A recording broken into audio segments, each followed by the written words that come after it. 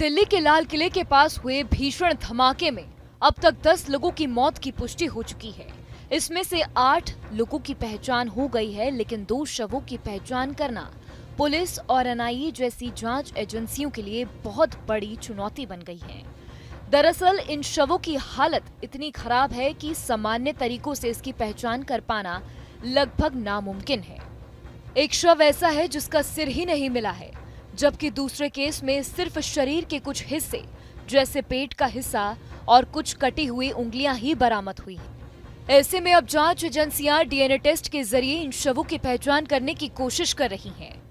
खबर है कि एनआईए ने आतंकी डॉक्टर उमर मोहम्मद की मां का डीएनए सैंपल लिया है, ताकि ये पता लगाया जा सके कि कहीं धमाके में मारे गए लोगों में से कोई शव उसी का तो नहीं है।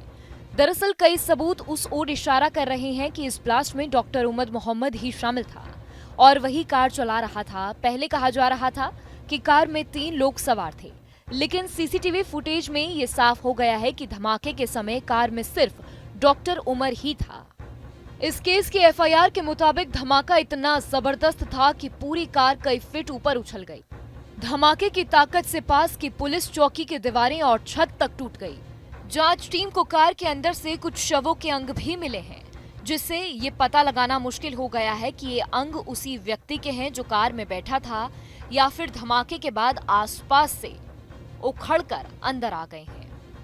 अब तक जिन 8 लोगों की पहचान हो चुकी है, उसमें से मोहसिन, अमरोहा के अशोक कुमार, लोकेश और दिनेश मिश्रा, पंकज, अमर कटिहार, नोमान अंसारी और मोहम्मद जुमान शामिल हैं। डॉक्टर उमर मोहम्मद का नाम पहले भी सामने आ चुका है। फरीदाबाद में जब पुलिस ने उससे जुड़े लोगों के पास से विस्फोटक बरामद किए थे, तब से वह फरार था। हरियाणा और जम्मू कश्मीर पुलिस लगातार उसकी तलाश कर रही थी। जांच में ये पता चला कि धमाके से पहले उमर करीब 3 घंटे तक सुनहरी मस्जिद की पार्किंग में अपनी कार में बैठा इंटरनेट पर फरीदाबाद केस की खबरें सर्च कर रहा था। पुलिस का मानना है कि फरीदाबाद में उसके साथियों की गिरफ्तारी के बाद वह घबरा गया था और जल्दबाजी में अपना ठिकाना बदलने की कोशिश कर रहा था।